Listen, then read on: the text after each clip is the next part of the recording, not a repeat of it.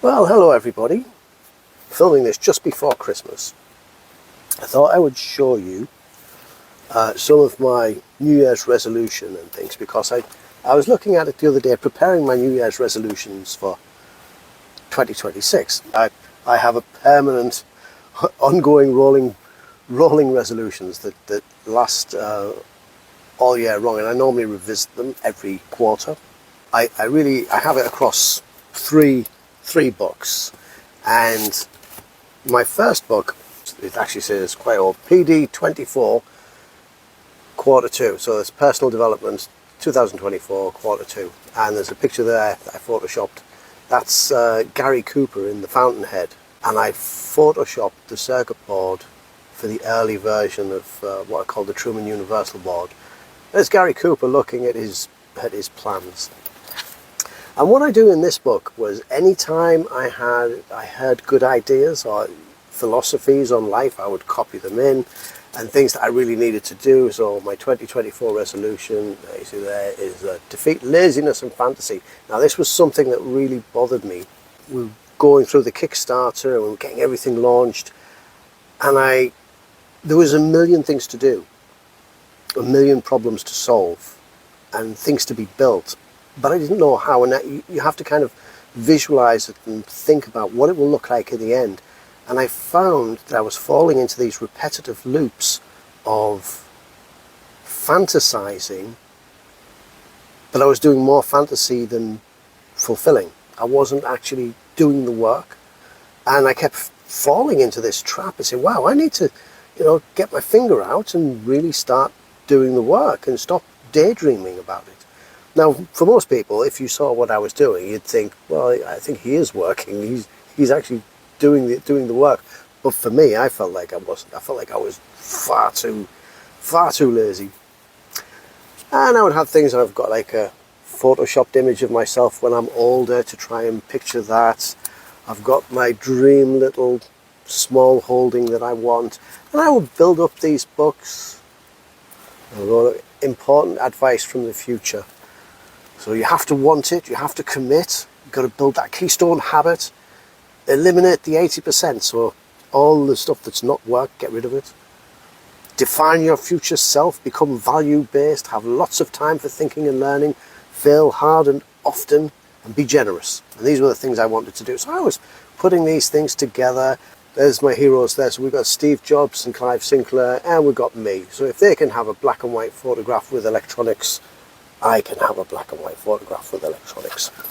But this was more, there's my perfect physique. This is Yukio Mishima, who was an author that I really admire, and he was a madman. He tried to overthrow the government of Japan and had his friend cut his head off. He was a lunatic, but he was a brilliant guy. Some favourite quotes. These are two of my favourites there. I've got Paul Daniels and Michael Caine. And Paul Daniels would say, success happens when a lifetime of preparation meets a moment of opportunity. And Michael Caine would say, it takes a lifetime of hard work to be an overnight success. This used to be just trying to tell myself where I'm supposed to go. And that was really useful because that one's more a reminder. Inspirational quotes, things that I like and I remember, they're in there. That's what that one is. This is the more important one. This is what I call actualization. And it's pretty much the same, but this one goes more like a vision board. And although I do have text in here, there's a piece up front to remind me from a behaviour expert called Chase Hughes. He says, the primitive layer of our brain doesn't work with language, it works with feelings. So you think a dog like an animal, it doesn't understand English, but it knows how to feel. He says you can't use language to create habits. You can't talk yourself into habits. You need emotions. And this is why vision boards become important. And so I try and use pictures. I've got this one is my favourite for if I wake up in the morning and I can't be bothered to go to the gym. So some pictures from Superman 3, the movie. And in this particular moment, this is my favourite moment in all superhero movies, because I don't like superheroes. But Superman has been poisoned with synthetic kryptonite and he's gone evil, and he goes and gets drunk in a bar. And he flies away and he lands in a junkyard. and he screams out in pain. He's in so much inner turmoil, and Clark Kent steps out of his body, and what we see is this psychological battle between Clark Kent, who wants to do good, and evil Superman, who wants to do the wrong things. And it's a battle between good and evil, but it's all internal, it's all his psychology.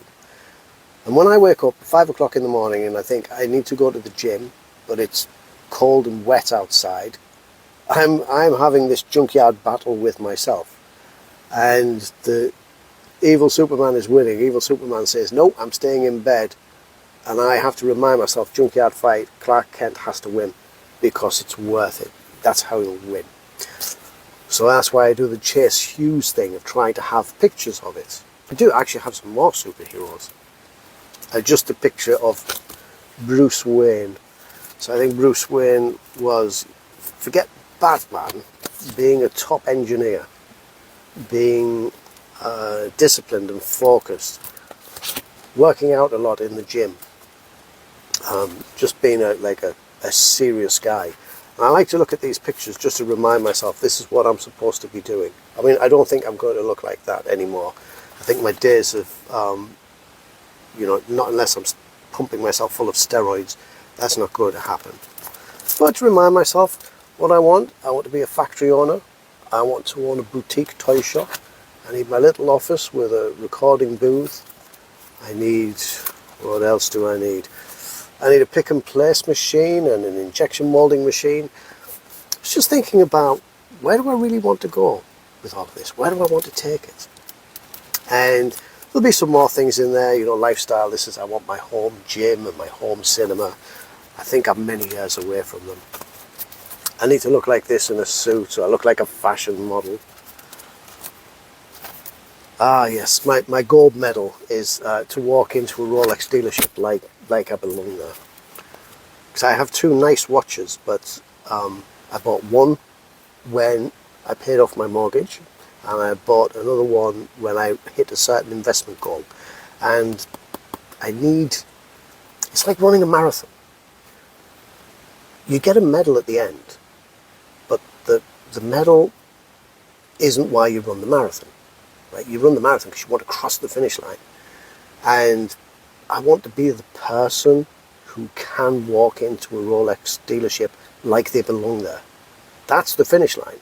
The fact that I get a Rolex is like getting a medal at the end of running a marathon. But you're not doing it for the You're not doing it for the medal. You're doing it to be the type of person. If you build yourself to be that person, then it's worthwhile. I actually have a whole section for Stoic philosophy where I've copied things. And one of my favourites that I visit often is from Seneca the Younger on the shortness of life. And I ruminate on this quite a lot. In fact, I'll read you a little bit. So, when life is squandered through soft and careless living, and when it's spent on no worthwhile pursuit, death finally presses, and we realise that the life which we didn't notice passing away has passed. So it is. The life we are given isn't short, but we make it so. We're not ill-provided, but we are wasteful of life. So I keep that. I keep my Seneca and my Marcus Aurelius close to hand.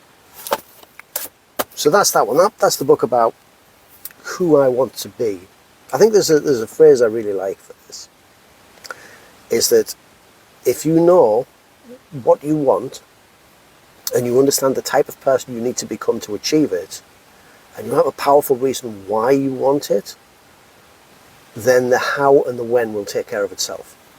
If you really know what you want in life, you say, I'm going for that, and you give it everything, how you do it is, like, if you know what type of person succeeds in that, what type of person succeeds in building a toy company? If I can become that person and do it, then I'll get there. Then we get on to the big one. This is my daily gratitude journal. But I was looking at it, what was fascinating for me was going back to kind of last year, there was what was the goal? Turn Truman Toys into a complete end-to-end business. So last year, at this time, I'd completed the Kickstarter, but we hadn't delivered it. And I was going through all of these troubles of trying to get the electronics manufactured and the plastics right and packaging. And it's interesting, we've got these milestones. So milestone number 1, packaging, stickers, get the Hotel of Secrets finished, get the unit finished, deal with the Kickstarters. I've got little things in there like letterhead and company logo. Game design, this one pains me. Hotel of Secrets wasn't quite finished, so as soon as possible. Ice Cold ready by the end of February, and How Close is the Ghost by the end of March. I really thought I would be bringing these games out with the Kickstarter units. Yeah, still not there. January 2nd. I think it says, yeah, let's start the year with one good day. At least let's make sure January 2nd is perfect. But the important one was there. It was the one. I realised today my 2024 goal was to defeat laziness and fantasy, and I succeeded. I really did. Like I was daydreaming and not building, and by the end of the year, I'd actually solved that. This is like a daily gratitude journal, but I don't do it every day. There's so many things in here that are good. There's so many things that are bad. Had the best day in business yesterday. Hard work works. I'm seeing results. That was just for one day.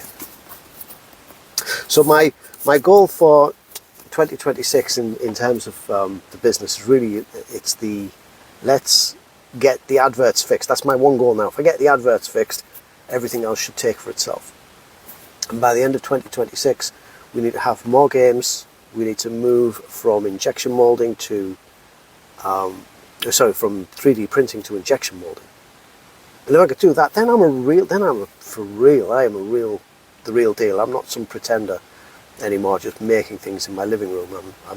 I'll be a real toy company, like Pinocchio. I'll be a real boy. I'll be a real toy company. It's interesting seeing, just from 1 year ago, there was me scratching my head. My big threat was like, how do I get all the Kickstarter units out on time? And now my big problem is, how do I keep this going? But I've kept it going for a year. How do I keep it going for another year? Let's find out.